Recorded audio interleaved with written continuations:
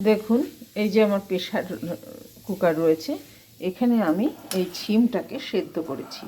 ছিম বটি বানাবো, সেদ্ধ করে আমি নোড়াটা দিয়ে একটু থেতো করে নিয়েছি। কড়াইতে তেল দিয়েছি, একটু মেথি ফোড়ন দিলাম, মেথি ফোড়ন দিলাম। আর দেবো, আপনারা ইচ্ছে করলে শুকনো লঙ্কাও দিতে পারেন, কিন্তু আমি শুকনো লঙ্কাটা অ্যাভয়েড করি। এখানে দেখুন আমি রসুন, কাঁচা হলুদ আর দুটো কাঁচা লঙ্কা থেতো করে নিয়েছি, এটা দিয়ে দেবো। আমি গুঁড়ো হলুদও খাই না, কাঁচা হলুদ দিয়ে রান্না করতে যাতে খাদ্যগুণটা বজিয়ে থাকে। গুঁড়ো হলুদে অনেক কেমিক্যাল থাকে, সেই জন্য এইটাকে আমি একটু ভেজে নেব। কিছু দেবো না, শুধু রসুন দিয়েছি, কাঁচা লঙ্কা দিয়েছি আর একটু হলুদ। রসুন দিয়েছি 6-7 কোয়া আর একটু হলুদ থেতো করে দিয়েছি।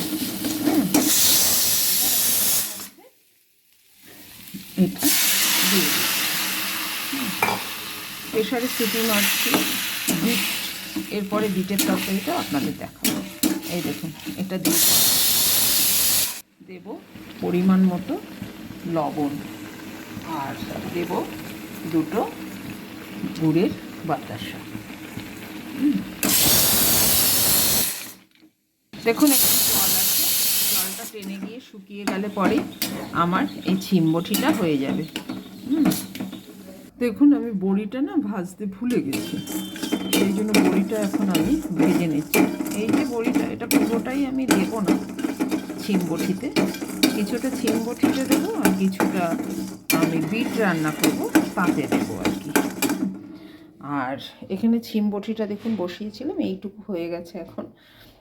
ছিমবটিটা দেবো, এই বড়িটা ভেজে নিয়ে এর মধ্যে দিয়ে দেবো। এটা আমার ভাজা হয়ে গেছে। এবার আমি এই ছিমবটিটা সম্ভার দিয়ে যেটা বসিয়েছিলাম সেটা তুলে রেখেছিলাম। বড়িটা আগে ভেজে নিলে আমার এটা তুলতে হতো না চিমটাকে। যাই হোক, এখন আমি এটা দিয়ে দিলাম, টেনে আসলে নামিয়ে নেব। তো বড়ি দিতে খেতে ভালো লাগে, ওই জন্যই আমি দিলাম।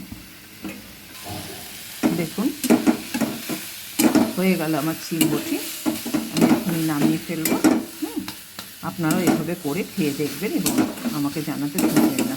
রসুনটা একটু বেশি দিলে সুন্দর একটা গন্ধ হয় রসুনের।